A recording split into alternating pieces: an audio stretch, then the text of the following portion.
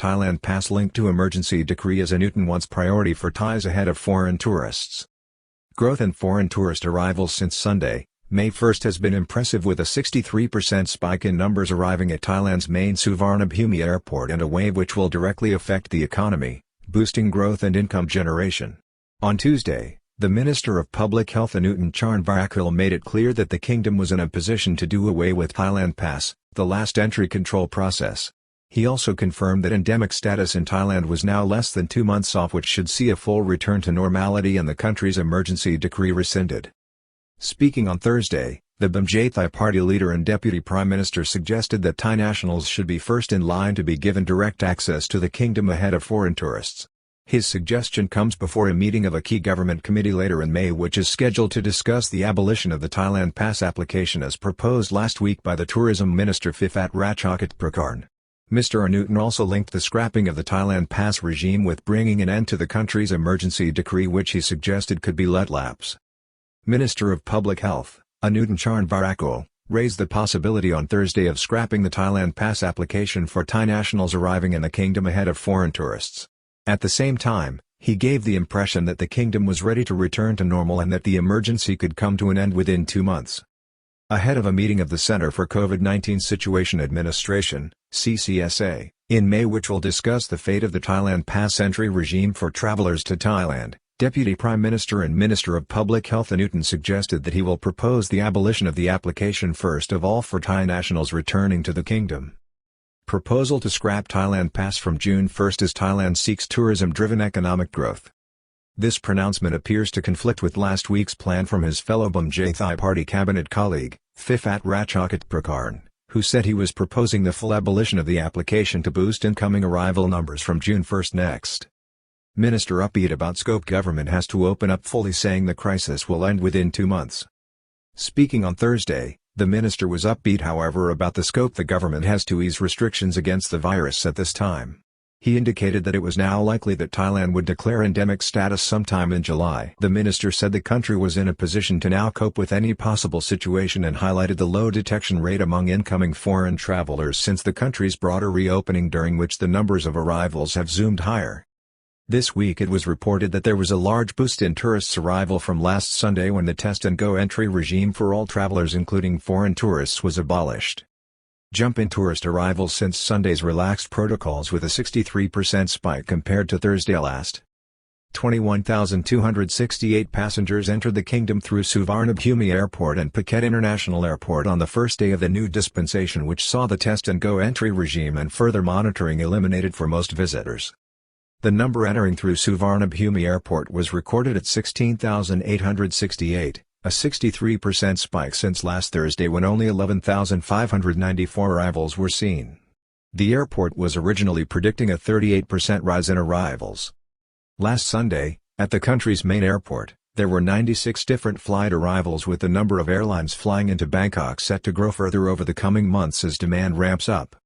The kingdom's total number of flight arrivals for Sunday was 120. Direct boost to the economy as Thai government tries to boost GDP further, with 3.5% growth expected. Each new arrival to the kingdom represents increased spending power to the Thai economy of over 50,000 and an increase in the country's current account earnings. The average spend during the opening weeks of the Phuket Sandbox program last year was 47,619 according to government figures, at that time, including medical costs. In 2019, the average spend per foreign tourist was 48,580 or $1,472, but it is thought that arrivals in 2022 have been spending up to 15% more than this because they have more freedom to travel and more establishments are open to cater for their needs.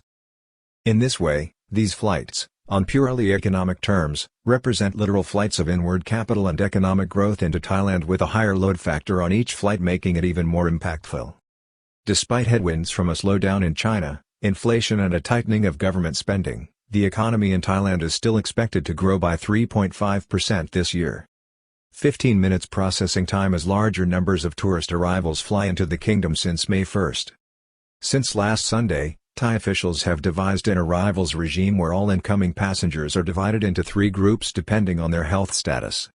Despite reports of congestion at the airports, it is reported that each arriving passenger on Sunday was able to be processed within 15 minutes. As things currently stand, all incoming passengers are approved under the Thailand Pass system, but under the latest proposal outlined by the Minister of Tourism and Sports Mr. Phiphat, last week, the arrival process will revert to the situation prior to March 2020 under the supervision and control of Immigration Bureau officers who will simply inspect each incoming traveler's passports, including digital health status certificates issued by databases worldwide. Thailand Pass abolition linked with ending emergency. On Thursday, Mr. Anutin said that abolition of the Thailand Pass regime for foreign tourists could be extended to all travelers, but appeared to link this to the declaration of endemic status concerning the virus, which he suggested would take place, in any event, within the next 2 months. Deputy Prime Minister Anutin also appears to link the discussion to rescind the Thailand Pass app and regime to the lapsing of the country's emergency decree which, at some point, he noted, must come to an end. He cautioned that these were decisions to be taken by the Center for COVID-19 Situation Administration, CCSA, and the Prime Minister, but felt the kingdom was prepared for such a move with declining cases and only 20% of the country's hospital beds currently being occupied, while less than 0.001% of incoming arrivals testing positive. He admitted, however, that the emergency provision made it easier for officials to manage the current situation. Potent and direct economic impact of more foreign tourists is the key to Thailand's fortune in 2022. Thailand is targeting anywhere from 5 to 10 million tourist arrivals in 2022, with a strong indication that further liberalization of the entry regime and a complete return to normality may drive these figures up substantially, creating an extremely positive economic impact. It is coming amid falling consumer confidence due to a jump in inflation, although there are signs that this is being tempered, with the latest figure released on Thursday showing the Consumer Price Index coming in at 4.65% for April, below the 5.7% rise seen in March, which was the highest in 13 years. The government is also facing a tightening financial situation and has begun to ease off on income support measures, with the country's economic planners pinning their hopes and expectations on the strong rebound in foreign tourism which is currently underway. On Thursday, Thai Prime Minister Prayut Chan-o-cha forecasted that the country would return to 50% of 2019 record-setting levels for foreign tourist arrivals in 2023, with a projected final tally of 20 million. The goal for 2022 is to get over halfway there.